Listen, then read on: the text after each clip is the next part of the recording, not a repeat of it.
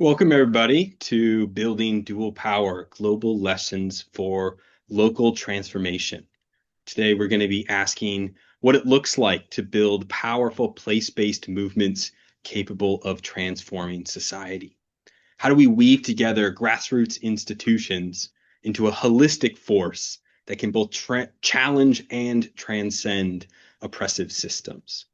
And this is our last session of 2025's Municipalism Learning Series.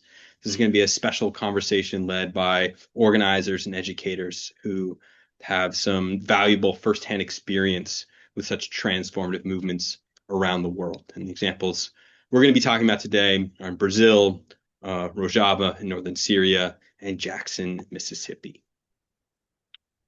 These movements all differ quite widely in their context, their scope, and their tactics, but each all share a general strategic framework that we call dual power. That's sometimes explained as building a new society within the shell of the old. And I'm going to be opening us up with a general overview of what that entails before handing things off to our stellar panelists. My name is Mason Herson Horvath. I work with the Municipalism Learning Series and the Institute for Social Ecology. And I'm so excited we can have so many of you here to join us for this really fascinating and important discussion. So, dual power. This is a framework out of the revolutionary tradition that emphasizes the necessity of building our own new institutions for governing and managing the liberated society here in the present. And contrary to a broad sense of prefigurative alternative practices that we might want to embody here and now, dual power seeks to elevate that to a method of contesting for power and authority over society. The language of dual power comes from a description of the situation in which there are two competing, contesting sovereignties over society. And so, on one hand, we have the state and its various institutions of repression and control from the top down. And a strategy of dual power seeks to build alongside the state a grassroots, bottom-up, democratic set of institutions that can contest with the state for authority over society. And so this dual in dual power refers to these two side-by-side powers that are vying for centrality and they're trying to carve out space for themselves. And so most of the examples that we have to look to in they're going to be discussed in movements today are from grassroots movements and organizers that have set their sights on a broad revolutionary social transformation that is led by and carried out through these kinds of grassroots institutions that are building a counterpower to the state. And of course, what is possible with these different approaches varies so much from context to context, and we can't be looking to apply cookie cutter solutions to our particular situation, whether that's here in the United States or elsewhere around the world. But we think it's really valuable to look at what these fundamental practices of movement building, community self-governance, and democratic culture building that's been unfolding to expand our own imaginations about what might be possible in our own neighborhoods and in our own cities. It's also important, we think, to frame this in an international context because the system of state power isn't one that operates at the local or even merely the national level. And if we're going to be able to outmaneuver and out-organize capitalism and the state, we need to be able to be weaving these connections with each other across borders across continents to build in the shell of the old the kind of global democratic society organizing itself from the bottom up, that's capable of transforming the world. And I will leave things there to hand off to our panelists, who I'm going to briefly introduce. So we are joined by Kali Kuno, Rebecca Tarlow, and Arthur Pye. Kali Kuno is the co-founder and co-director of Cooperation Jackson, which is a network of worker cooperatives and community-led programs that sustain and grow a democratic, just, and sustainable economy in Jackson, Mississippi. And in addition to his work as an organizer and educator, Kali is also a writer for human rights and social justice. He's a co-editor of the book Jackson Rising, Redux, Lessons on Building the Future in the Present, and its preceding work, Jackson Rising, The Struggle for Economic Democracy and Black Self-Determination in Jackson, Mississippi. And he's also the author of numerous articles and pamphlets, including the Jackson Kush Plan, The Struggle for Black Self-Determination and Economic Democracy. Kali has also served as the director of special projects in the mayoral administration of the late Chokwe Lumumba, where his work focused on supporting cooperative development, sustainability, human rights, and international relations. We are also joined by Rebecca Tarlow, who is an associate professor of education at the Stanford Graduate School of Education and is a member of the national coordination of the U.S. Friends of the MST, that being the landless workers movement in Brazil. And her research focuses on the role of non-formal and formal education in social and racial justice movements, both in the United States and in Latin America. She is the author of Occupying School, Occupying Land, How the Landless Workers Movement Transformed Brazilian Education, as well as the forthcoming book, Teacher Organizing Across the Americas, Diverse Strategies for Transformation, Unions, Schools, and Societies. And lastly, we are joined by Arthur Pye, who is a writer, community organizer, and popular educator based in the Pacific Northwest. He previously spent a year living in Northeast Syria, studying the Rojava Revolution, and is a member of the Emergency Committee for Rojava. Arthur is also the co-director of the Municipalism Learning Series and a board member of the Institute for Social Ecology. And his writings can be found in Strange Matters magazine. So I'm gonna hand things to you first, Kali. And our question that I want to open up with is, how do your movements understand and practice dual power in their own distinct ways? And Martin, you can start us off, Kali, talking about the context in Mississippi. All right. First, want to thank you all for continuing, with this series. Second, I want to apologize for being in the dark um, on the road, trying to meet the needs of multiple constituencies, including my children, all at the same time. So you guys are catching me wearing multiple hats. But will do my best under these, kind of tricky conditions to share elements of our experience. So to jump off into that question, I think it is best to talk about kind of where we are now and where we have been. Because if we're being, I think,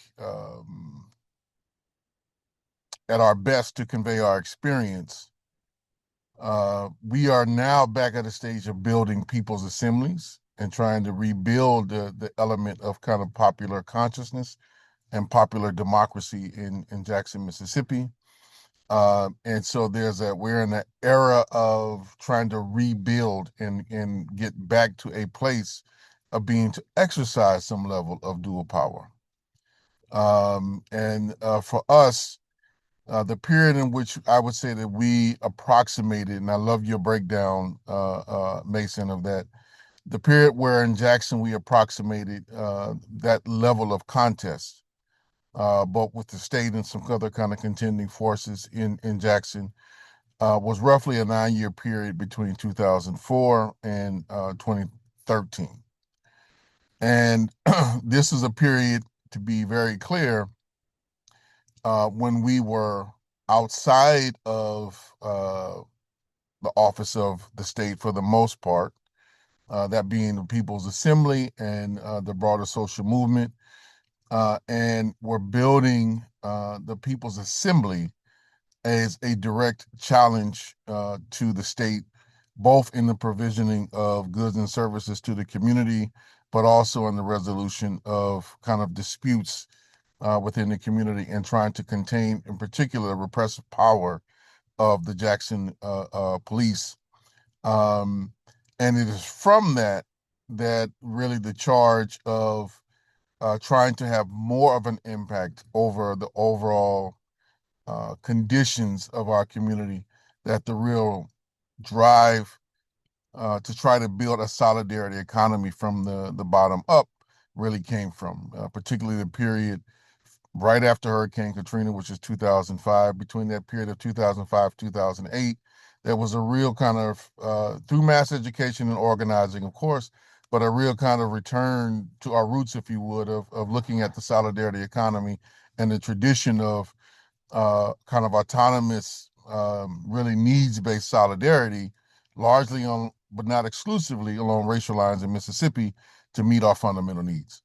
And so this call of kind of resurging, and redeveloping the solidarity economy, that is the period from like 2008, 2009, that the core elements that you all would read in the Jackson Kush plan, where they all come together as a direct expression of how we were viewing and planning on exercising um, dual power, but also making a run at having some say over the state itself, at least at the municipal level in Jackson, Mississippi. And that gave rise to first Chokwe through the advocacy work and organizing work of the People's Assembly, first getting Chokwe elected to city council in Ward 2 in 2009, and then being elected mayor in 2013.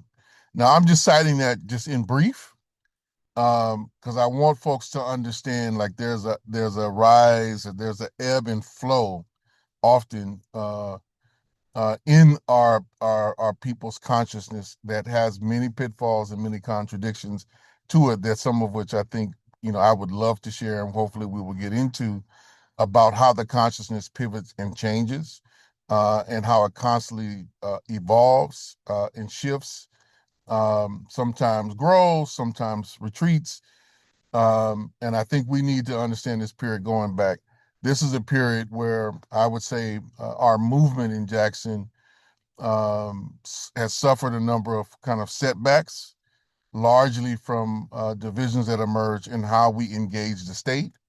When some of the forces that were aligned with the People's Assembly in earlier phases, how they had different interpretations of how to both exercise power, um, either on the autonomous level or within uh, the state apparatus itself, and how to kind of build democratic constituencies and a democratic movement in the social movement itself within Jackson, Mississippi. And there's a lot to learn from that hopefully we can get into.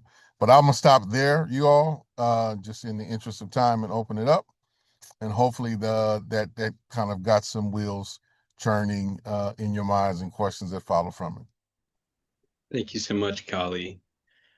Rebecca, would you be able to tell us a bit more about the context of the MST and its goals, strategies, and major accomplishments to date for those who aren't as familiar with that history?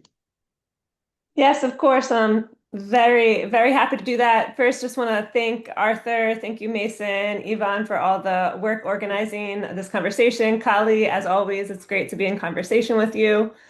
Um, I'm part of the U.S. Friends of the MST, the National Coordination Committee, and I'm also a professor at Stanford University and have done long-term research with the MST.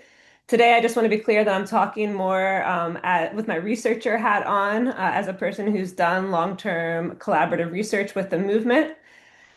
Just to give you a teeny bit of history of the landless workers movement, I'm sure many people on this call are familiar with them. They're one of the largest social movements in the world. Um, but I think what's exciting about the MST is they didn't start as a huge 2 million person movement, but rather they started as small groups of dozens or so landless folks, poor folks in Brazil, who decided to take the issue of poverty into their own hand and begin to occupy large land estates that weren't being used productively. Brazil, like most countries in Latin America, is characterized by huge disparities in land ownership, where very few people own most of the land, and the majority of folks are landless. And so again, the MST arose in the early 1980s, not as this united strategic movement, but rather groups of landless families who had no way to survive. And so inspired by other activists, inspired by clergy in the liberation theology tradition of the Catholic Church, these farmers began to squat, literally occupy private land estates that weren't being used productively and squat for years at a time until the government agreed to buy up that land and redistribute it to landless farmers. Again, this was a period of military dictatorship in Brazil. This land occupation tactic was extremely successful. Um, and so, as these different landless farmers began to get access to land, it was about 5 years later in 1984 that these groups came together and they decided to found what became the national movement, the landless workers movement, with the slogan, "The land belongs to those who work it." And so, since that founding movement in 1984, the MST has grown to include over 2 million people, or about 400,000 families, who have access to land. And to this day, around 70,000 families, right? So 70,000 families, four people per family, that's like 200,000 people that are continuing to occupy land in large land estates throughout the country. In terms of the MST's goals, obviously they're trying to get access to land, but the movement really articulates their goals as threefold. One is land reform, in other words, the redistribution of land to landless families. The second goal is agrarian reform. The MST realizes that to get land is not enough to live a dignified life on the land, and so they also fight for the economic resources, whether that is access to roads or housing or agronomy assistance, to be able to live a dignified life on the land.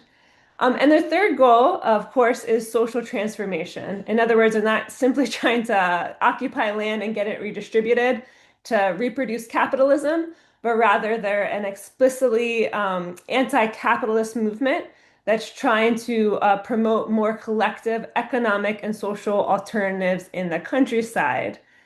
Um, they've also evolved over the past 40 years since 1984 to include issues such as indigenous rights, LGBT working class rights, women's rights, and racial justice. The MST, just to give you like a few statistics before we move to the question of dual power, the MST has been able to achieve significant financial and economic autonomy, specifically through their economic initiatives. So they have more than 185 agricultural cooperatives and 120 agro industries that are producing a variety of products from organic rice to sugarcane alcohol called cachaça to even like little banana sugar candies that they industrialize and then they sell in sort of their packets throughout Brazil, and some of them are actually exported internationally. They also have a huge focus on education. My work specifically has focused on the movement's attempt to transform public school systems and universities across the country. So just a few statistics. Over the past 40 years, the MSC has won access to more than 2,000 public schools. So these are schools that are run by the government, but that are located within MST territories, that have had over 8,000 teachers that work with more than 250,000 students. And what's interesting about these schools is that the MST doesn't just simply allow the government to kind of put their school in their territory and run it, but rather they co-govern these institutions through this sort of contentious process that I'll talk about later, where they're able to implement their own curriculum. They're able to demand that they have an education, which what they call of the countryside, that promotes the lives and dignity of youth that can live in the countryside in the future and don't have to migrate to urban areas.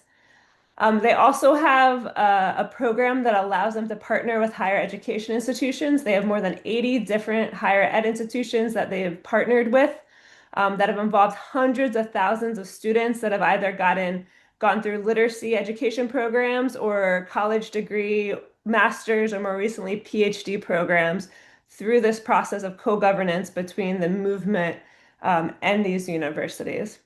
Um, and what's super interesting for me is that, again, the MST is very well known as the one of the most powerful agrarian reform movements in the world. But their transformation of public education is one of their biggest achievements. And their interventions within education have transformed the movement from a movement of folks in the 1980s, 90s that had at maximum a high school education to a movement of college graduates, PhD graduates, master graduates, and professors. And so the transformation in this process of occupying sort of the public school system in Brazil has been tremendous. So I'll leave it there as some of the accomplishments of the movement, but I'm excited to continue the dialogue and the other questions. That's fascinating. Thank you so much. And Arthur, can you tell us a bit more about the context in Rojava? Set the scene for us and um, the the landscape of dual power and the movement strategies that brought us to this. Absolutely. Yeah, it's nice to be back with these MLS events, and it's kind of funny to be taking off my facilitator hat and join as another panelist. But yeah, I'm kind of representing the emergency for Rojava today, and that conversation kind of has to start with this question of what is Rojava, where is Rojava? Rojava is the Kurdish word for west, but colloquially, when we hear about that, we're mainly referring to an autonomous region in northeast Syria, which has been effectively governing itself and defending itself in the middle of a very messy civil war for the past 12 or 13 years. It's kind of hard to understate the scale of this social revolution that's been taking place in northeast Syria. We're talking about a third of Syrian territory and roughly a third of the Syrian population that now lives in an area that is governed not by the Syrian nation state, but effectively governed through a system of what the Kurdish freedom movement calls democratic confederalism. And we'll get into, I'm sure more of the nitty-gritty details of what that means later. But effectively, this is a society based on kind of bottom-up confederated structures of community self-governance.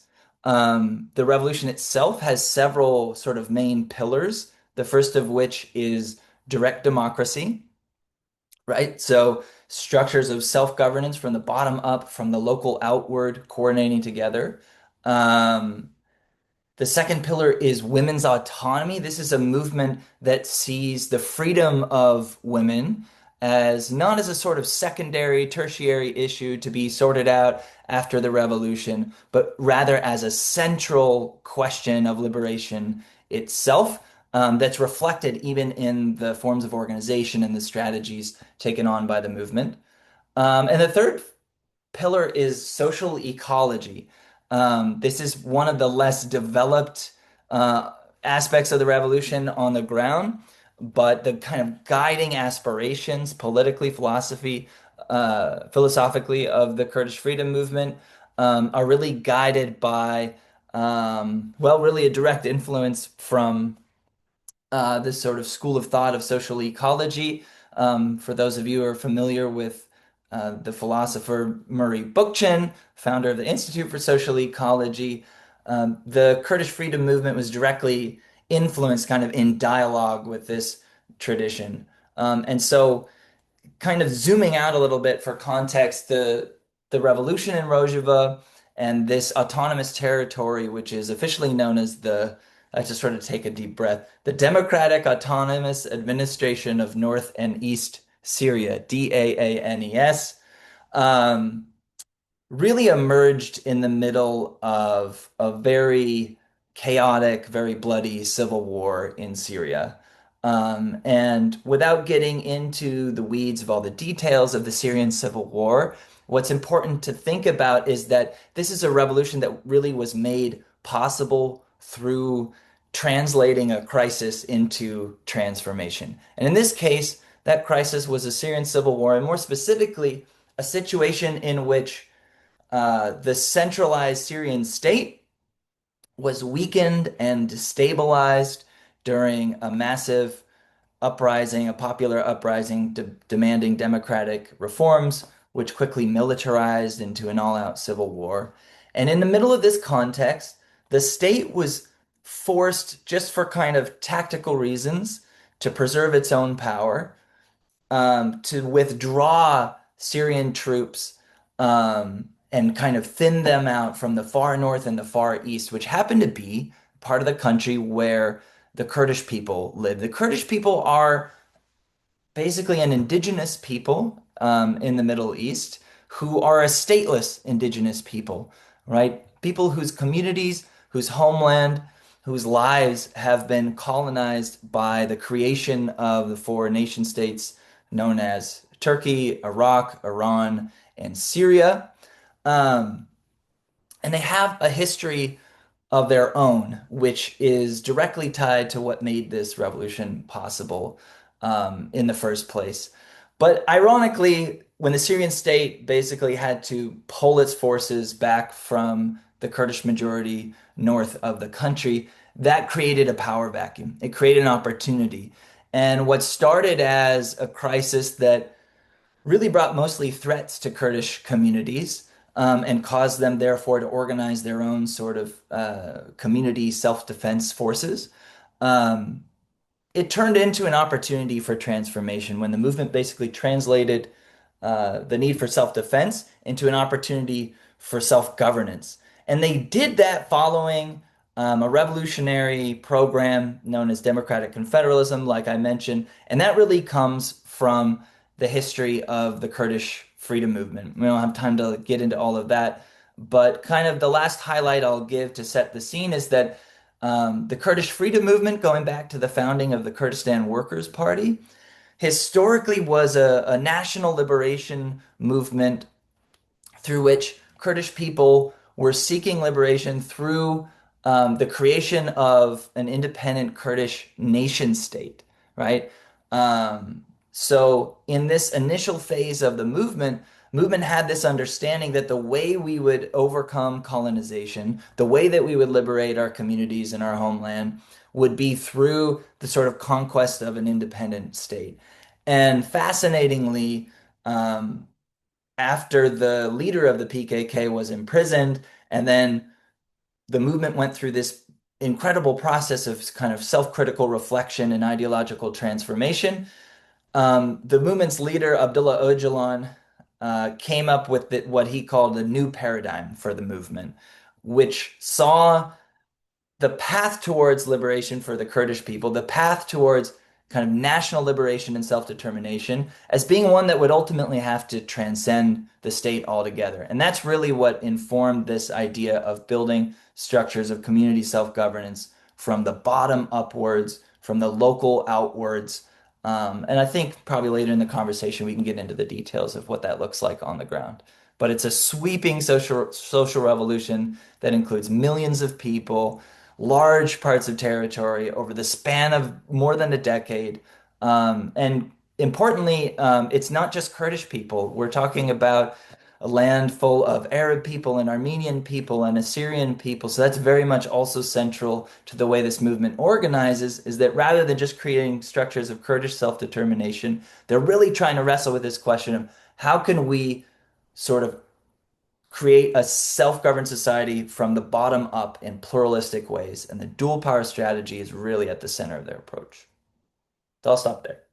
Thank you so much. And I look forward to digging into what concretely their dual power approach looks like in practice.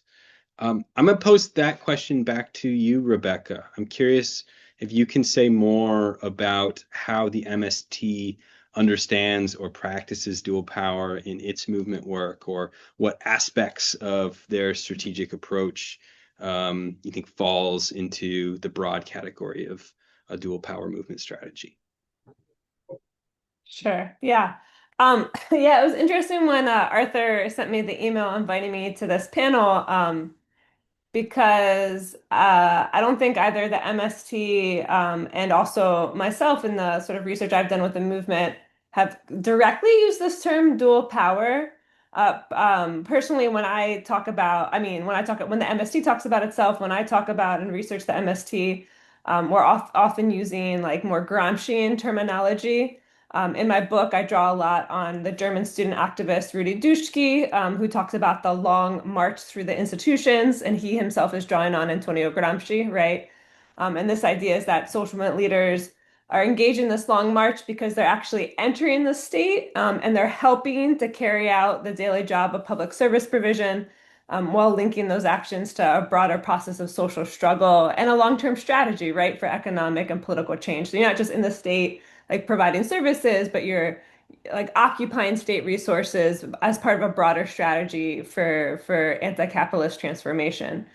Um, for the MST, this means contesting power in like multiple state spheres, right? So schools, universities that I talked about, um, also just like healthcare clinics, transportation offices, sanitation centers, even local football, soccer leagues, right? The MST is trying to sort of occupy the type of soccer leagues that are usually run by the state and actually have the MST coaching those teams and providing a vision for how sports and culture and leisure and the right to have fun in the countryside are part of a broader political strategy, right? And so thinking about this as the long march through the institutions, I think is interesting. And one thing that I found really interesting in the United States is this sort of this debate, right? There's a huge debate both among activists and within the academic literature about how far this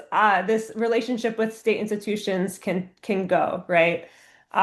So like in the academic sphere, Piven and Cloward's poor people's movements, like the big kind of contribution of that book is saying that actually once activists engage with the state, like they're done for, they're co-opted, they need demobilized, right? And that the most effective thing to do is like pure disruption is the only way you can make gains as a social movement.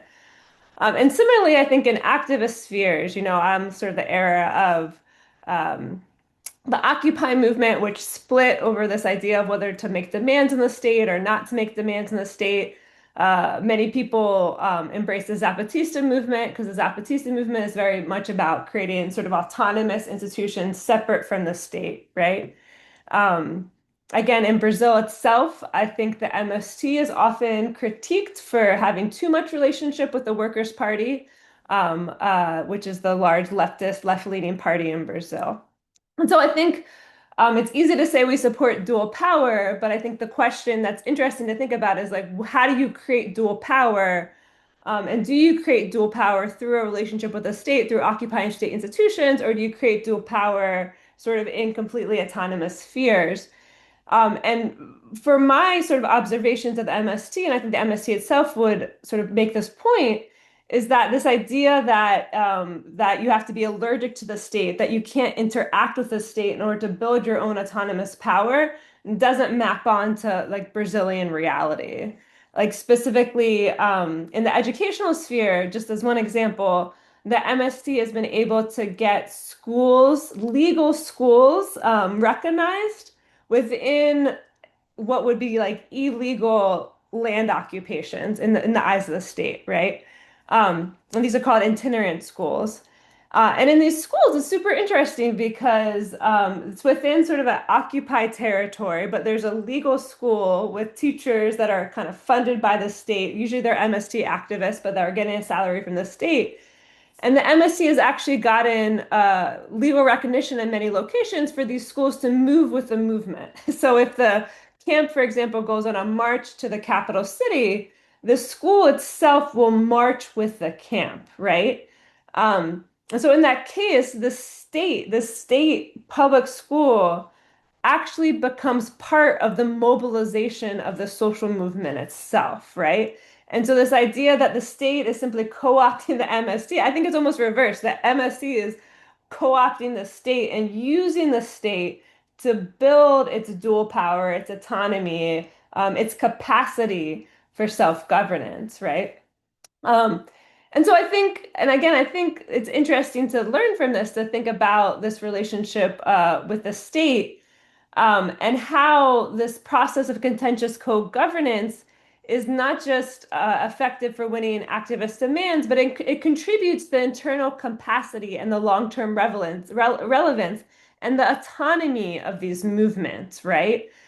So obviously, obviously you have to have disruption. You can't stop being in the streets. But if you don't start, as Arthur's saying, as Callie's saying, is if you don't start like engaging in self-governance, you can't live life through just being on the streets, right? And so the MST has shown that through their ability to, for example, get university degrees in a variety of areas, through state, like legal state programs, they're able to have more autonomy over their movement. Um, I just one of the sort of quotes that just sticks with me when I think about my time with the movement is an MSc leader from the state of Ceará, Maria de Jesus, who was one of the graduates of the one of the first university programs that the MSc sort of co-governed. And she said, when she talked about the graduation of the program, she said, now, and not just this program, but other programs, she said, now we have pedagogues, agronomists, lawyers, journalists, all of the professions in the countryside that are important for the working class. In other words, it was key for the MST to sort of access these legally recognized degrees in order to be able to self-govern their communities and exercise what in this panel we're calling this dual power, right? Um, and I think also the MST shows us that this process of dual power and contentious co-governance and the occupation of state resources for the purpose of autonomy, right? And that sounds, I know, contradictory, but literally it's the occupation of state resources to garner movement autonomy. I think the MST shows us that that can happen both in right-wing conservative, both in left-wing sort of PT-esque governments, but also in right-wing and conservative governments, right? And I'll hold off on talking about Bolsonaro and right-wing fascist resurgence in Brazil, but I think the right-wing fascist resurgence is the biggest lesson we can learn from the MST about why building dual power has been critical to the movement's ability to be strong over the past 40 years. So I'll stop there. Great, thank you. And Kali, I know in Jackson, this same question of how can our grassroots strategically relate to the state as a terrain in the process of building a popular democratic autonomy is one that you all have been wrestling with. I'm wondering if you can share some more about this big strategic question and what it shows about how your movement is going about constructing dual power in Mississippi. Mm-hmm. Well, this is one of the points where I think the conversation gets meaty. It may be helpful, I think, to answer this question with a bit of contrast. So let me go back and say that people's assemblies or popular assemblies are not necessarily new in the history of the Black liberation movement. They are a recurring feature, often with different names, right? Over the last 200 years in particular.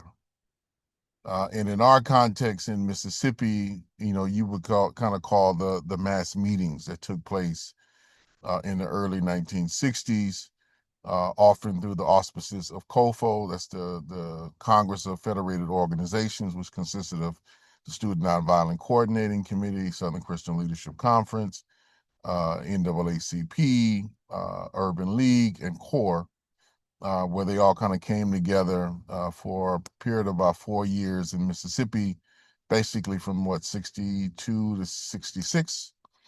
And so the big drive for voter registration, for direct integration that there's so much history and lore about that you can study or watch on series like Eyes on the Prize, really comes from that period. And I'm citing that uh, to say that that was under very repressive conditions, where there were mass lynchings, the most famous of which was Goodman, Cheney, and Schwerner, being extrajudicially killed by white mobs. But it's the as I think the MST case and what I'm citing is kind of illustrates, that goes back to the first question, is about consciousness and how that shapes your ability to kind of navigate the various contradictions that occur when engaging the state. And I think one of the big issues that from the emergence or the reemergence of like the People's Assembly in Jackson starting in the late 1980s but taking concrete form in the early 1990s, that was a period in the South, particularly in Mississippi and Louisiana, where there was a major resurgence of white supremacist forces, the Klan, White Citizens Council. Folk might remember there was an elected Klan member, David Duke, who was a congressman in Louisiana in the late 1980s, early 1990s. So it was in that period. And this was in part kind of a response and a resurgence both of that memory, some institutional lessons passed on by fighters who were from the generation of the 60s that brought it forward to the late 80s and the early 1990s. But there's a critical element around how conditions shape consciousness that I think are central to this question of co-optation, right? And this piece around how do you say engage the state without becoming subsumed in part of its kind of institutions and legacies. And we have a very mixed case of that in Jackson, and I would say in the United States in particular. I'm not an American exceptionalist by any stretch of the imagination, but by contrast, the strength of the American state, particularly in the 20th century, is on the decline now, and they're like willingly being destroyed now in many respects outside of the military. It's a different type of state apparatus than existed in Brazil in the 1980s, than it existed, in Syria or Turkey, in the last 10 or 15 years, and that's even going through more profound transformation.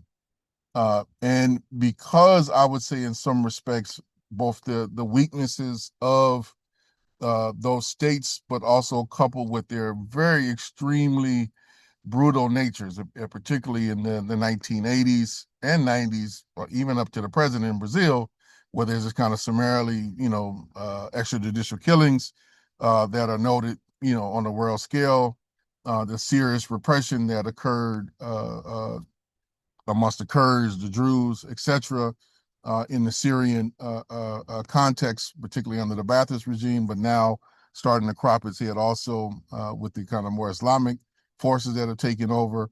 It shapes consciousness in a different way, where people, I think, both want to relate to the resources that have been appropriated by the state to try to reclaim them, right? But are very keen on understanding, based upon their concrete experience, that the state is a willing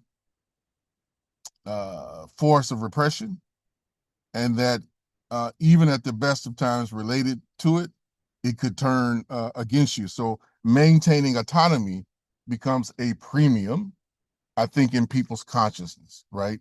And I'm saying this and trying to illustrate that I think in the U.S. context, we are definitely entering into a period where, if Trump, the neo-Confederates and the neo-fascists have their way, we will wind up experiencing most of what the global South and the third world experienced in the 20th century. That's clearly where they want to go. Whether they are fully able to get there, time will tell. Hopefully, through engagements like this with the U.S. audience, we're building enough power and force to counter that. Um, but should we not, I think it will breed a different set of conditions, which would then give more clarity to this issue around the need for autonomy in the movement, regardless of whatever we build. Now, I want us to hopefully get to a level of consciousness where that level of repression is not necessary. Um, and in Jackson, I can say we had a mix, over the from the last 12 years, we have a mixed go at that, just being honest with folks. And there were critical divides. And divides and differences of opinion in social movements are natural and normal and very healthy, and to a certain extent, depending on how different issues, opinions, and contradictions are managed. Because it's only through the course of the struggle that we can really grow and get more clarity on how to move going forward. But I think, for us, is why I was saying in Jackson, we're in a period of rebuilding. I think from the nature of the differences and disagreements that we experienced and how we related to the state and what was the purpose of the state. And it did a lot to being in office, I think confused our movement profoundly in Jackson, and that has some grave consequences. But we are in a period where we're learning from our mistakes rather than wallowing in them. So I'm going to end there, Mason. Hopefully that was helpful uh, um, and answered many questions. But I know it probably generated a lot more, and we can deal with those in the course of time. The best answers always generate more questions. But I'll circle back to you, Arthur. Hoping you can elaborate a bit about how the movement in Rojava understands and practices dual power, and anything you want to shed light on in this broader question of the relationship between the bottom up grassroots and the formal institutions of governance. Yeah, absolutely. And I love that we're just diving right into the weeds. This is great. It's interesting. Uh, I think it's very true that like how we engage the state affects the way that we even conceive of the state and vice versa. For the Kurdish freedom movement, on the one hand, they're very clear in their kind of guiding, grounding ideology that the state itself, the nation state as an institution, um, is a structure of domination and violence that's inextricably linked to capitalism itself, that you can't separate one from the other. And that ultimately, by definition, for them, in order to get to a free, democratic, egalitarian society, the state will ultimately need to be transcended. However, that does not mean that they don't believe in engaging with the state strategically, pragmatically. Fascinatingly enough, one of the most important ways to kind of identify this paradigm shift that the movement went through, sort of paradoxically, is through this idea that the movement could, at least in theory, come to some sort of temporary compromise with the state. And this all is really down to an ideological question of how they sort of define what it is and what is democracy. Abdullah Öcalan, right, who we said is the sort of founding leader and guiding ideologue of the Kurdish freedom movement. Um, he has this line that only a state can overthrow a state. In other words, the only thing at the end of the day that could ever truly fill that vacuum in an instant would just be another state. And that sort of necessitates this dual power framework that says if we believe there is this other way of building social relations, other way of meeting material needs and making the decisions that govern our lives, right? If self-governance is possible, we're going to have to kind of build an institutional basis for that beyond the state. And it is sort of standing on that foundation, sort of having our own center of gravity, if you will, beyond the state. It is standing on that foundation that we engage with the state, and we do so in a tactical, strategic way, and it depends on the context. So, interestingly enough, right, the central question of the Kurdish freedom movement, at least historically, has been national liberation. How do we win self-determination as a people, as a Kurdish nation? And in this sort of shift to the new paradigm, um, the movement kind of came to the conclusion that there are two conceivable paths to self-determination. One is that, again, at least in principle, there could be what they call like a minimum requirement for what Öcalan calls existing under the same political roof as the nation state. And that requirement is that whether it's through a formal agreement or like a constitutional change, for example, or just a sort of de facto tentative agreement that's just reflecting the reality of like the balance of forces on the ground.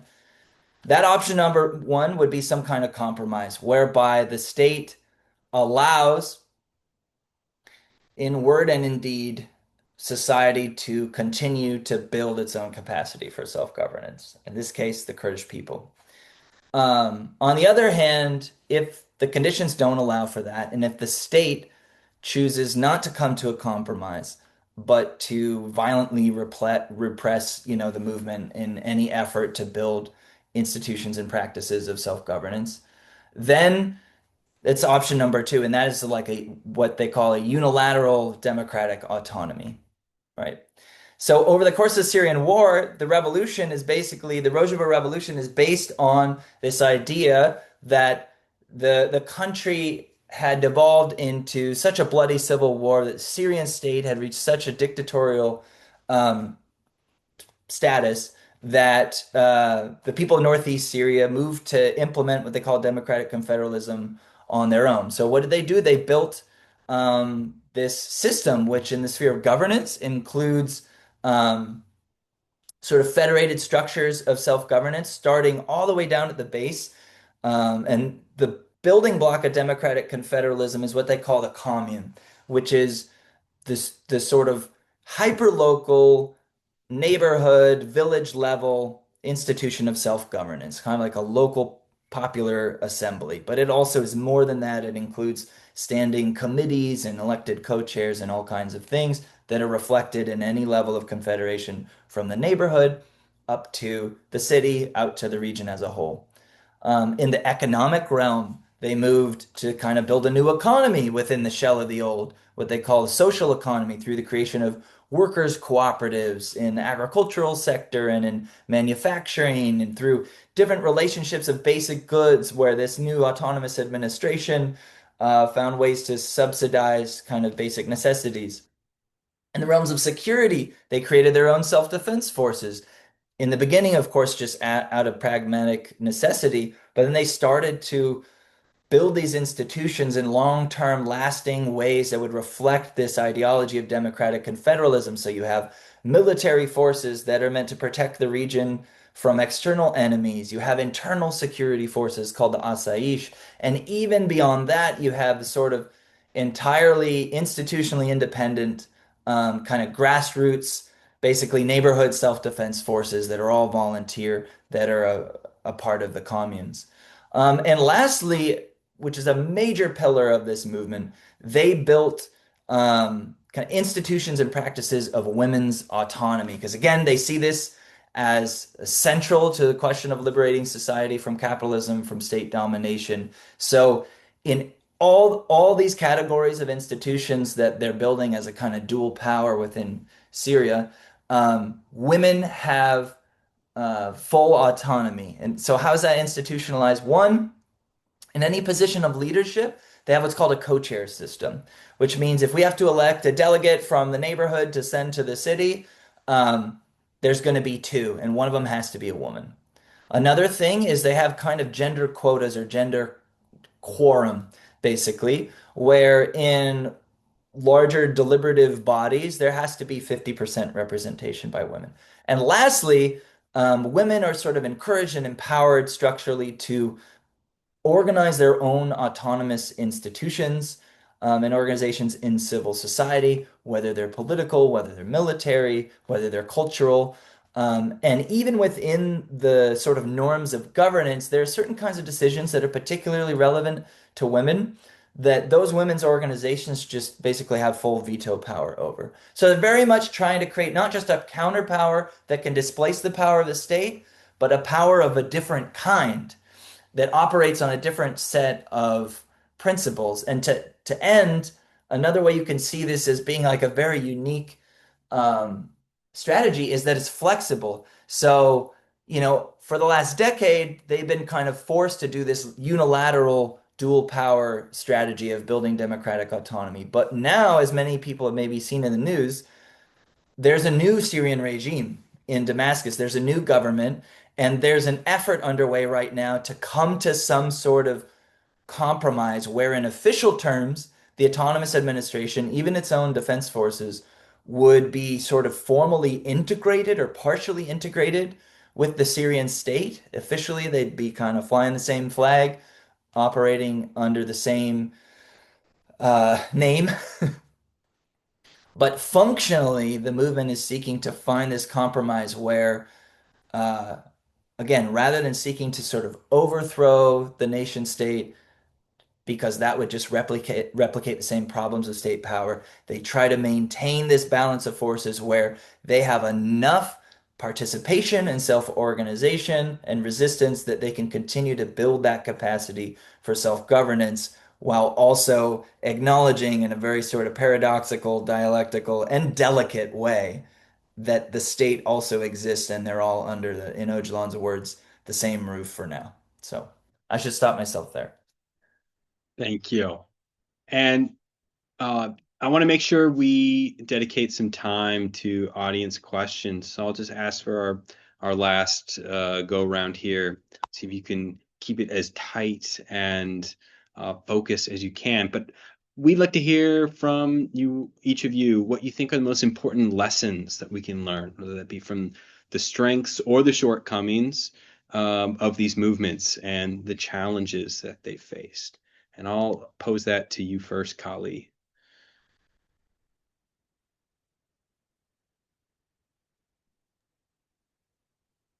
That's a conversation unto itself, a long conversation unto itself. Um,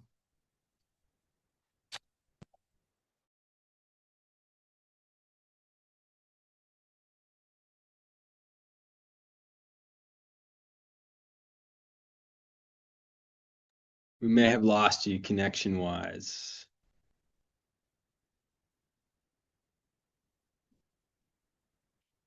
Can we shift it to Rebecca and then we'll try to get Kali back?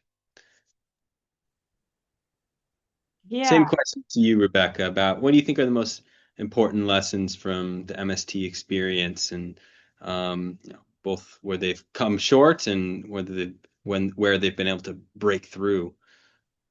Yeah. And I think I just acknowledging that I see lots of good questions in the question box around the critique of the MST's relationship to the PT and also the relationship of the MST to what Michael Novik is calling a sub-imperial power. So hopefully we get to those questions eventually. Thanks for asking them, and just in terms of like electropolitics, the state. But I think I just want to, this last question on like what we can learn from the MST, what are the lessons or the strengths? Um, I mean, I think the biggest lesson we can learn from the MST is how the 35 years of struggle prepared it for the hardest moment it was going to face, right? And so those moments were both the rise of Trumpish right-wing fascism via Jair Bolsonaro and also the global pandemic, right?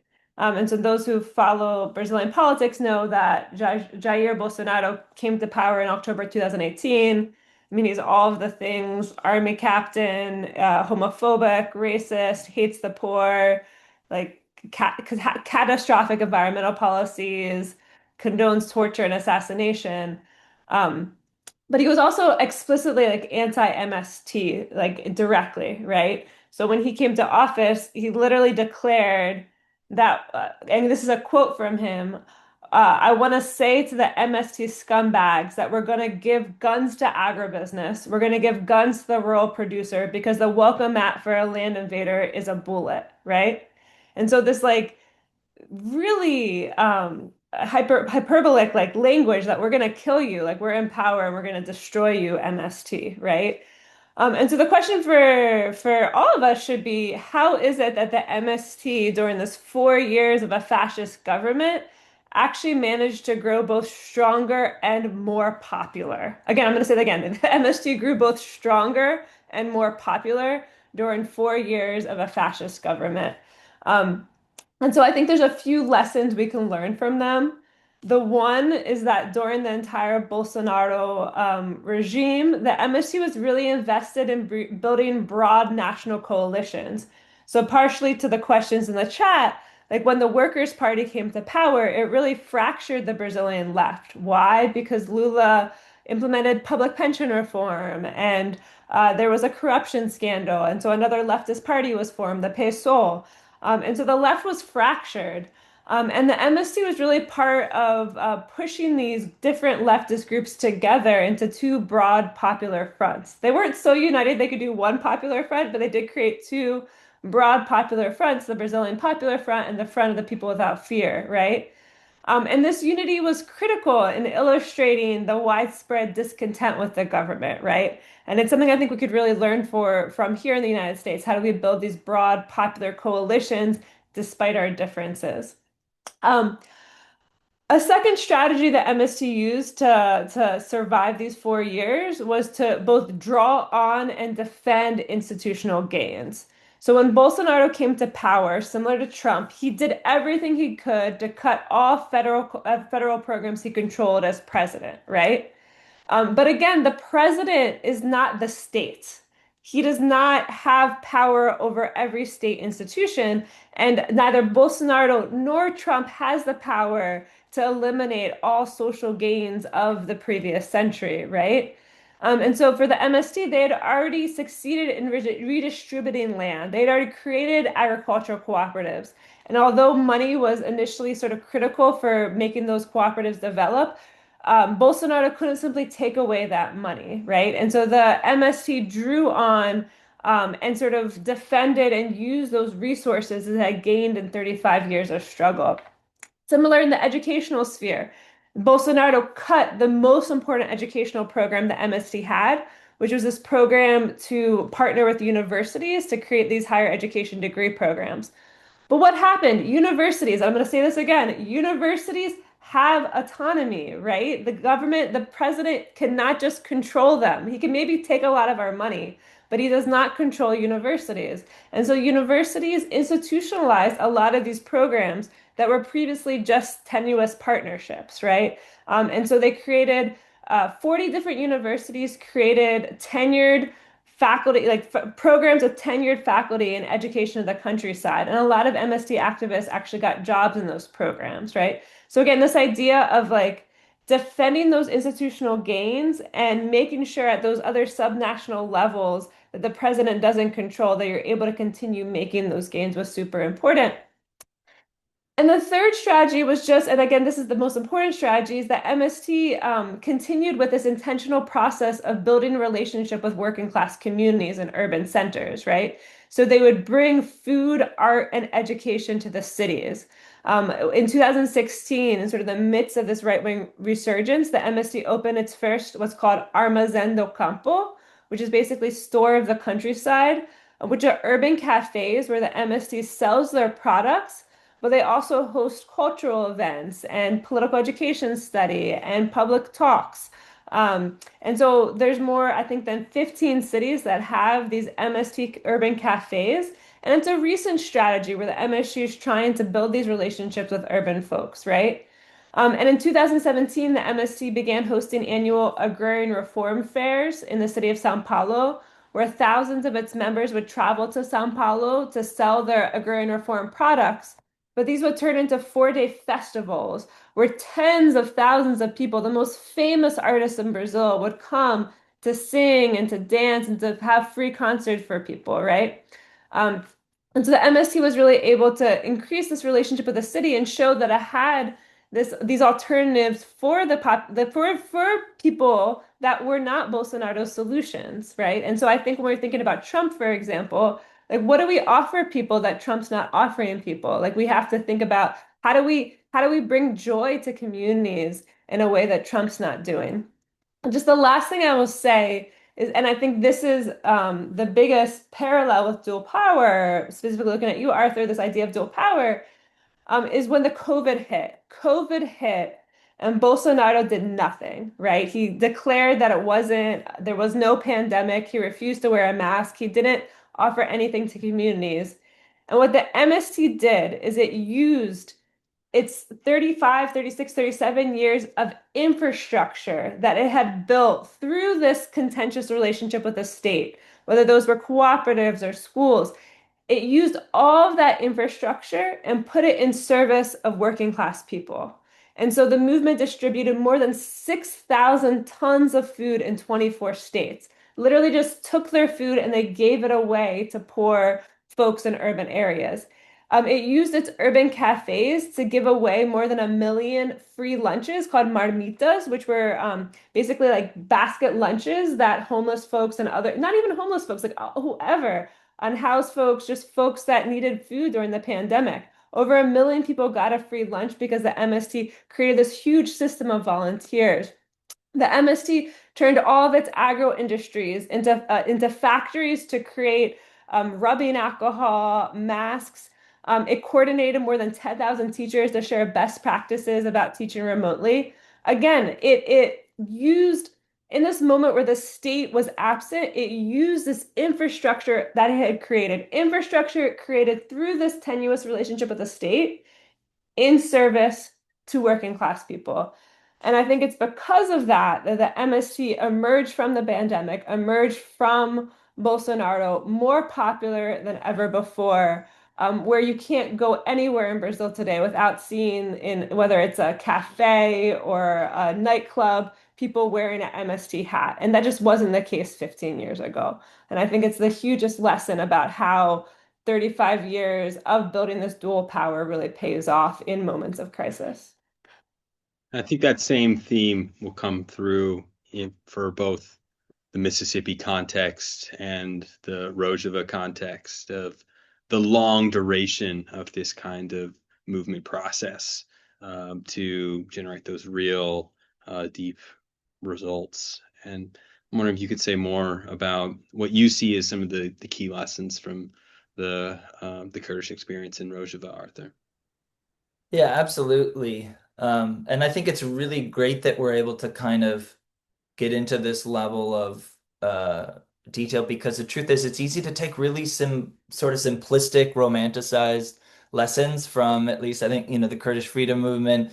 People sort of think that um, you could almost be led to believe that the Kurdish movement has no interest in engaging with state institutions whatsoever. And in reality, of course, it's more a reflection of strategy and of conditions, right? So, like, for example, in North Kurdistan or southeast Turkey, what they call Bakur, um, about 15 years ago, the movement was taking an approach in a lot of ways really similar to some of the strategies Rebecca is describing of the MST, where they're getting their people into local state institutions to try to devolve material resources, devolve decision-making authority to these sort of dual power institutions, grassroots institutions outside of the state in the communities. But it was really because those conditions changed and people were violently repressed that no longer became possible. Um, a few lessons here. Uh, One big lesson I think of Rojava, which we touched on earlier, is just this question of crisis and transformation. That, crisis, instability can bring with it an opportunity for social transformation, but that transformation is not inevitable.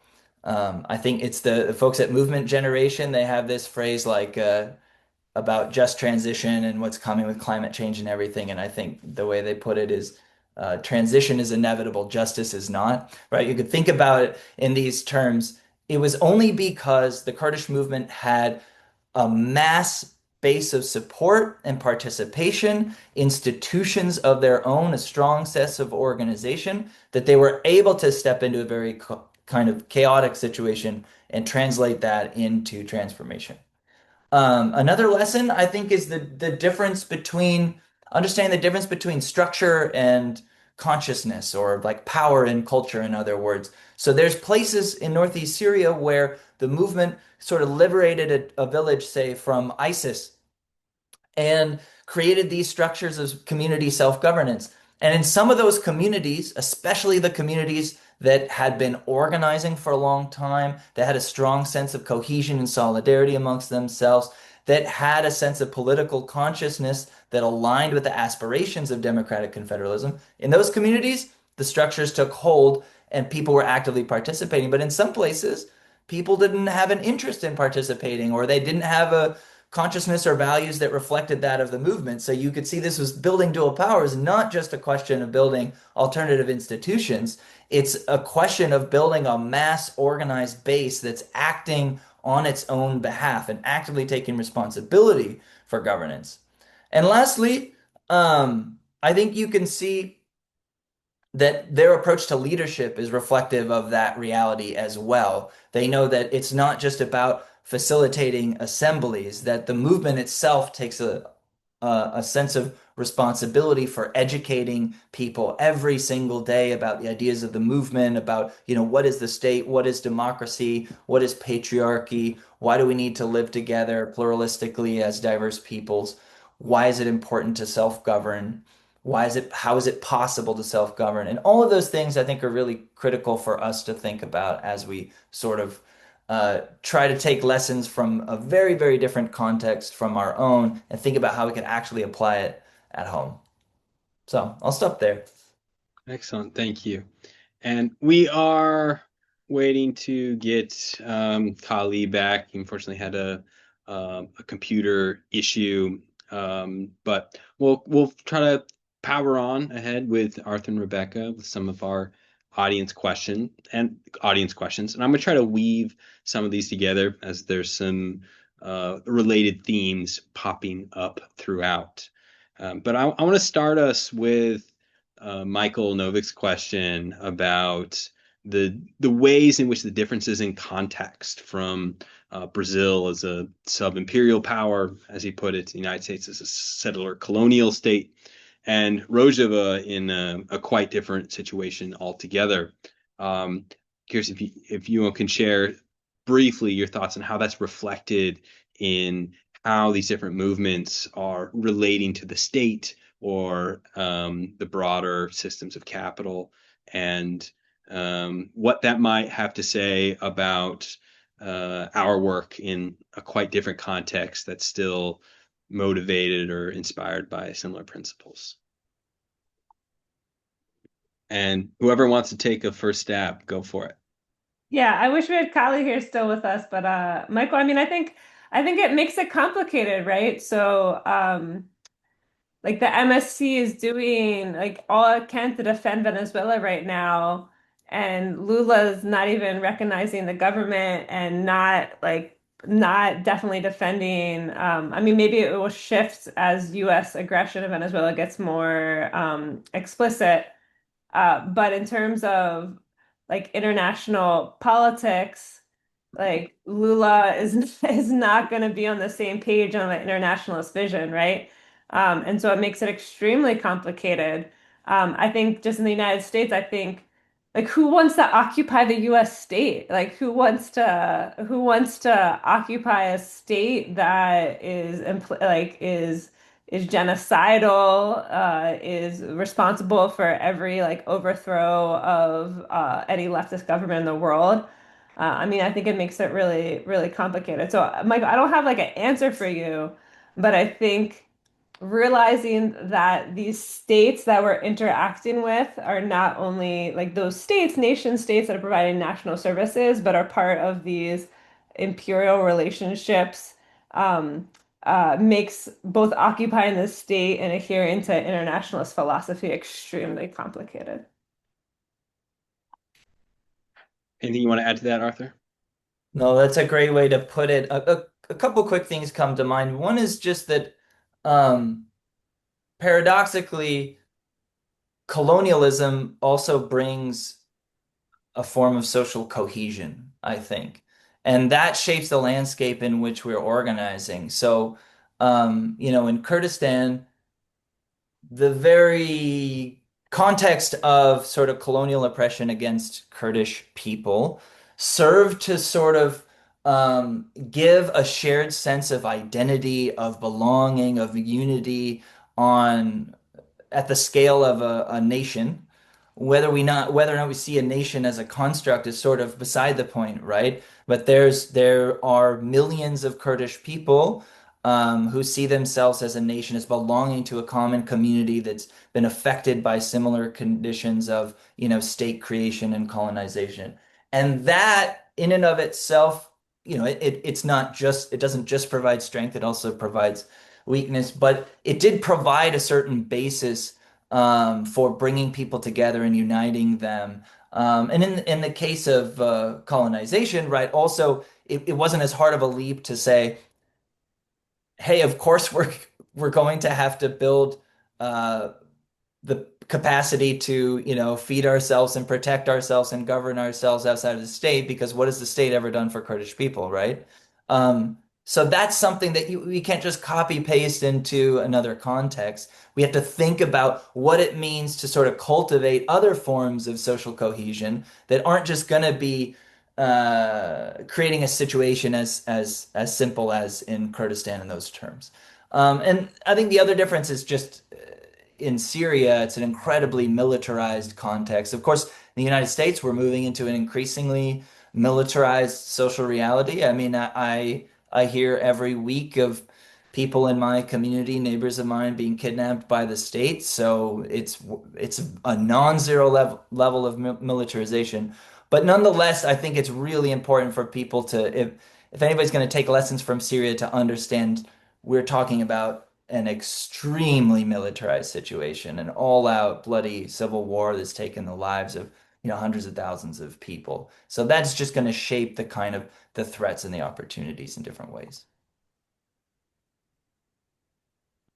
Holly, if you'd like to weigh in, we're just reflecting a bit about how the very different contexts where these three different locations of society sit within the international system is kind of shaping your own strategic approach. And I know your thinking has to do with the place of Mississippi in the U.S. economy and the U.S. empire shaping your approach, but curious if you can elaborate there. Yeah, just to, Brazil and all of them are profoundly different. I would say Brazil and Syria are far more historically alike than the United States. Um, but even that, there's a gap, between what is, I think, what folks in the region, but particularly in Syria, have experienced since 2011 to now. It's been profoundly different. But, I think we, all four of us on this are situated within, the U.S. settler colonial project. We're here. And I think the thing that's probably most analogous to our experience is the actual decline of the British Empire in the 1940s and 50s. Um, the United States is clearly on the wane in many respects. It still is in nominal possession over the multilateral institutions that it set up, largely set up, not completely by itself, but largely set up after World War II.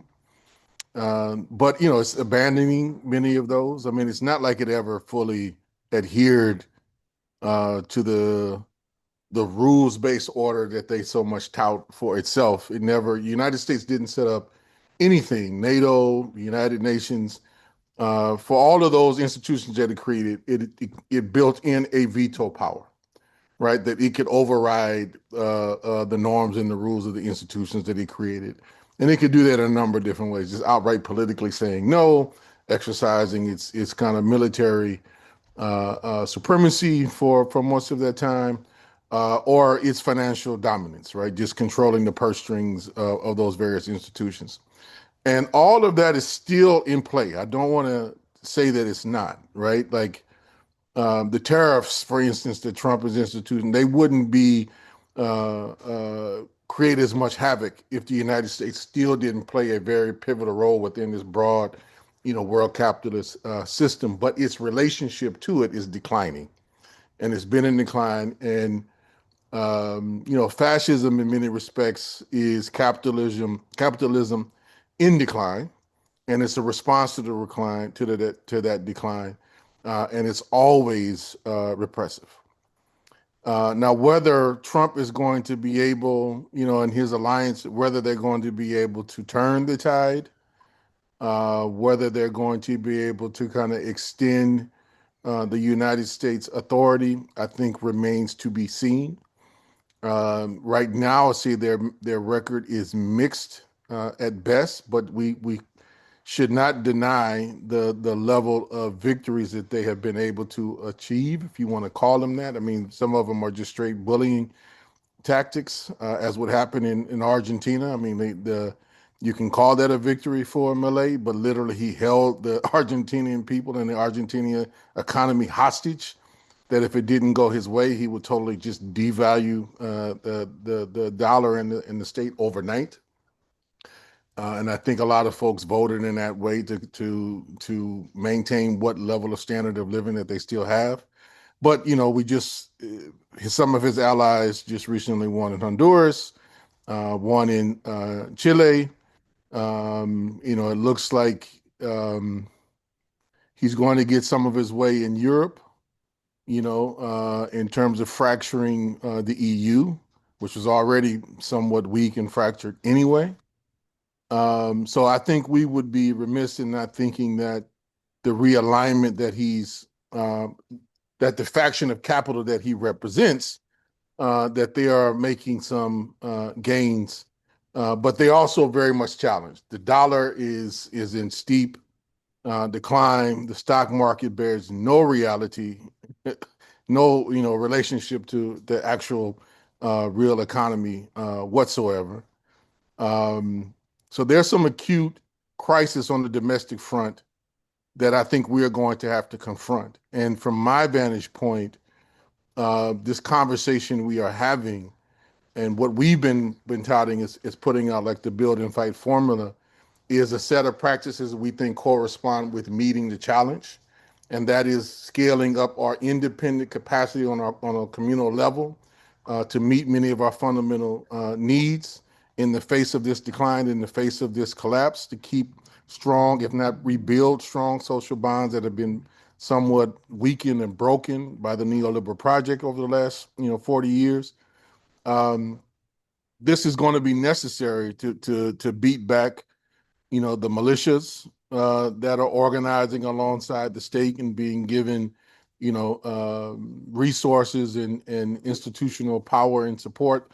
Many of them are just straight up joining ICE and serving as a paramilitary force or a personal force to Trump. So look, we are in the midst of a pretty significant transformation, not just for the United States, but for the world. But I think, um, for many Black and brown communities, this is not necessarily anything new, but that it has been given total justification and total immunity, and is stretching beyond the limits of just the Black and brown communities. That is new. We need to understand it is new, treat it as new, and work on building broad, multiracial, multinational alliances in the United States to be able to counter it and ultimately defeat it. Mason, can I say one thing real quick? Fire Uh, away. Sorry, it just, there's these questions in the chat, like sort of broad questions about how movements should relate to like the settler colonial state, to the sub-imperial Brazilian state, like how we should relate to electoral politics in general. But what Callie just did is he did like like as a good movement activist, he did a conjunctural analysis of the specifics, of the details, of the change in relationships between particular states and particular international relationships with the idea of like how do we see these shifts and see how our movements can continue in their project of building autonomous power, right? So I think the answer to these questions about electropolitics, the state, imperialism are not general answers, but they're specific answers.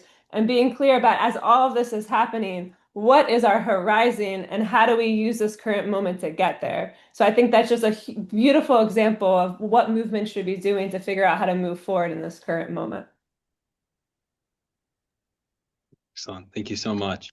Um, we need to move to a close, but I wanted to raise the question from the Verdun Community Land Trust. And I think I'll just put it to you, Arthur, because you've been working on some of this exact work in your own context here in North America. They are working to build dual power in their neighborhood to take back control over physical space from landlords and um, are just seeking some advice as they first begin this journey. Where does this big historical process of building dual power start? Another tiny question, right? Just to kind of quickly wrap up the day. I think to start this, we have to quickly do exactly what Rebecca and Kali did, which is before we can figure out how to come up with the viable strategy, we have to understand our context, right? Conjunctural analysis, we're talking about analysis of our context.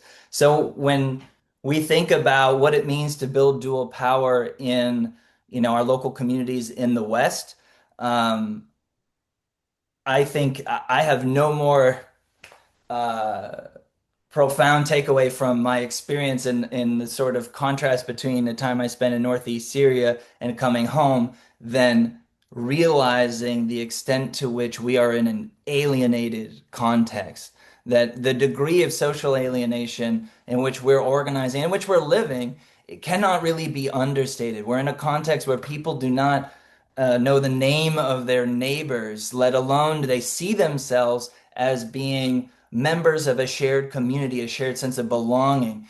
And we can do all we want with building clever forms of institutions, and we can have the most savvy strategies as organizers in the world. But if we cannot cultivate those bonds of solidarity between people that form kind of the basis, the glue of any kind of struggle, let alone building lasting institutions of dual power, I think we won't get very far. And I think Mason, what you're alluding to is there's a group of us in the Northwest, in Washington State, in Oregon, who have kind of begun the work of trying to work on a pilot project for neighborhood scale organizing that we call a neighbor union. We haven't even published anything about it, but the first steps that we've been taking that have led to success have literally been as simple as or committed grassroots organizers hosting a monthly neighborhood potluck or barbecue and keeping consistent and building a base around that.